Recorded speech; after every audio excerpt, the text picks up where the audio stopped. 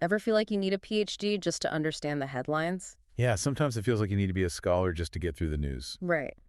Well, today we're really diving deep into a topic that might sound dry, but gets right to the heart of, like, how our society values certain professions. We're Mhm. talking about student loan forgiveness for public It's servants. so important too. Totally. We're looking at this article by Jamie Horrocks. Oh, interesting. Yeah, they're a PhD and a special education teacher with some very strong opinions about proposed cuts to programs like, public service loan forgiveness, PSLF, and income-driven repayment, IDR, all those programs that are supposed to help teachers and social workers and folks in those essential, but let's be honest, often underpaid jobs manage the student debt they took on to serve the public. Yeah, these programs are essential, honestly. Like the difference between being able to serve the public and just having to prioritize making ends meet. Right, like that classic dilemma. Yeah, We want people to become teachers. We need social workers.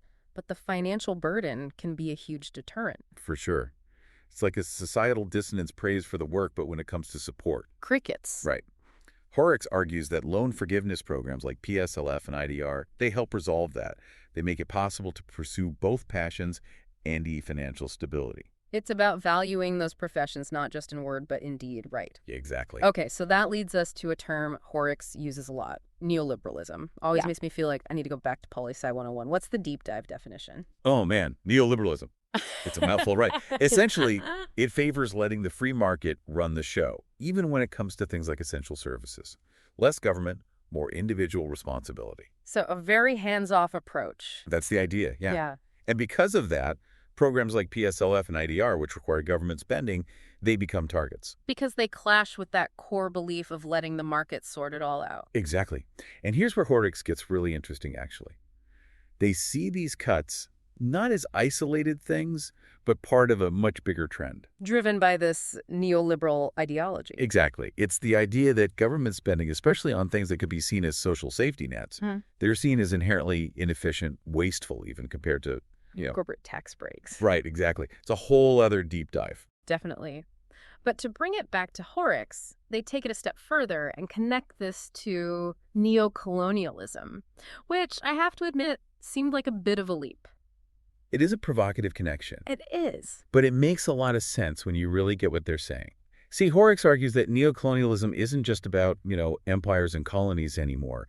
It's about how those same power dynamics of exploitation. They can actually play out within a society. Yeah. So it's not one country exploiting another for resources.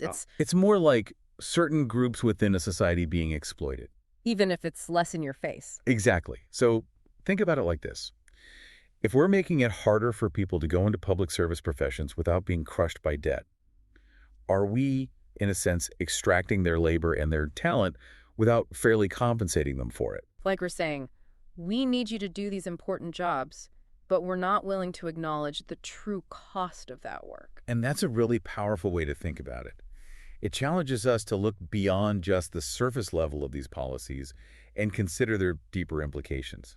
It's like we're saying, thanks for dedicating your life to public service. Good luck affording rent. It's a very real consequence. And Horrocks doesn't shy away from those hard truths. They draw a striking comparison, actually, between dismantling loan forgiveness and, back in the day, colonial powers just like extracting resources. Picking what they want and giving little back. Exactly. It's about who benefits and who bears the burden. And that really gets to the core of this issue, doesn't it? It does, but let's, address the elephant in the room. Even if I agree it's messed up, I can already hear some listeners thinking, okay, but I'm not a teacher. I don't work in social services. So how does this affect ME? It's a fair question, Right. But think of it like this.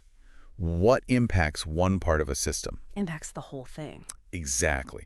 Horrocks lays out a pretty stark picture of the domino effect here. Make it harder for people to go into public service professions without being, saddled with debt. You end up with fewer qualified people in those roles, naturally. Exactly. And that leads to, as Horrocks points out, worsening teacher shortages, especially in areas that are already struggling. Social services, rehabilitation programs, they get overwhelmed, can't meet the need. And then the quality suffers, or Or those essential services, they become increasingly reliant on, privatization. right? Private companies looking to turn a profit, essentially. We see this happening already in healthcare, even prisons. Horrocks argues that getting rid of these loan programs, It just adds fuel to that fire.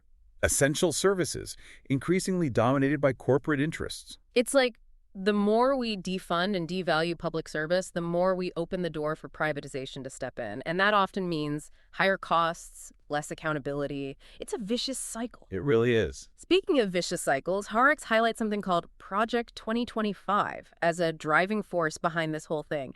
Fill us in. What is that all about? Okay, buckle up, because this is where things get a little, Yeah. conspiracy board section of our deep dive. Project 2025 is fascinating, to say the least. It's a plan, very detailed, put together by this network of conservative think tanks, and their goal is pretty ambitious: to completely reshape the federal government. And when they say reshape, we're not talking a fresh coat of paint here. We're talking like demolition and rebuild. Pretty much.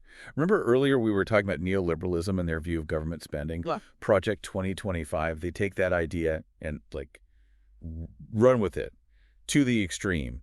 Programs like TSLF and IDR, in their view, it's all government overreach, a waste ready to be cut. But they're not just like writing strongly worded letters to the editor here, right? Horrocks suggests they've been a lot more strategic about it. Oh, absolutely. And this is what I find so interesting. Horrocks argues that Project 2025 and the folks behind it, they've been very smart about using the courts, bypassing public opposition, basically. Because let's be real. These programs are generally pretty popular. Of course, who's going to be against helping teachers and nurses, right? Exactly. So instead of getting into a public debate, which, let's face it, they might very well lose, they're going after these programs through legal challenges. Framing it as a matter of fiscal responsibility, government overreach. Exactly. Which, I mean, you have to admit, it's pretty clever. If your goal is to dismantle these programs without having to deal with a huge public outcry, that's a way to do it. For sure. But then Horrocks also brings up something else, and this is what I found a little unsettling. They argue that even without Project 2025, the political landscape right now, it's not exactly fertile ground for defending programs like this. That's the kind of depressing reality check, isn't it? Right. Horrocks' point is that there isn't really a strong left-wing political force in the U.S., one that's really out there, actively and unapologetically pushing for a strong public sector and a real social safety net. So that creates a void. And into that void steps. Well, anyone with a different agenda, right? One that maybe doesn't put the common good front and center. And it's important to note here, Horrocks isn't letting the Democrats off the hook either. They argue that the party, while often seen as that left-wing alternative, they've also, at times, embraced some of these same neoliberal policies. Prioritizing market-based solutions instead of government programs. So in a way, it's like we're stuck with a system where both parties are, to some extent at least, on board with shrinking the social safety net, cutting taxes for the wealthy, prioritizing corporations over, well, everyday people, It's a pattern we see again and again. And speaking of patterns, that brings us to what I thought was the most memorable part of this whole article, the monopoly analogy. Oh, yes. The monopoly analogy. Ah. Always a classic. So for those of us who haven't, actually played Monopoly since we were kids, how does this whole game about buying property and charging rent, how does that connect to something as serious as student loan forgiveness and, the fate of public services? It's actually a really clever analogy when you think about it. Horrocks uses it to illustrate what happens when, certain players in a system, they gain too much power.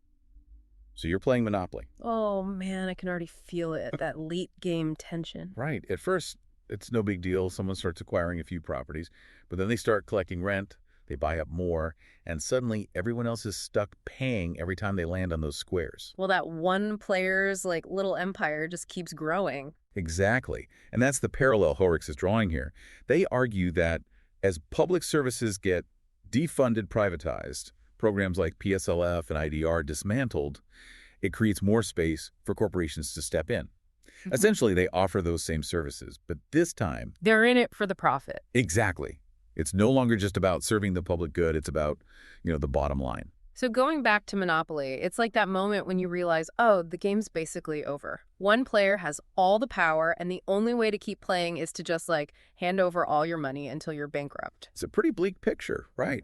And that's what Horrocks wants us to see: unchecked corporate power, fueled by that neoliberal ideology we talked about. It can lead to this, corporate monopoly in society, where a few powerful entities control essential services that we all rely on.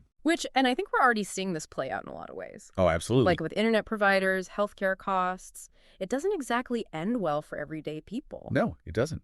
Competition gets stifled, prices go up, and a lot of times the quality of those services, it actually goes down Yeah. because the focus shifts from serving the public good to maximizing profit It creates the system where a lot of people are left with very few options. and very little power to change it. So well, it's a pretty sobering thought. Does Hurricks offer anything, like any kind of solutions or ways to push back against this? They do. They're not naive about the challenges, but they end on a note of, I'd say, cautious optimism.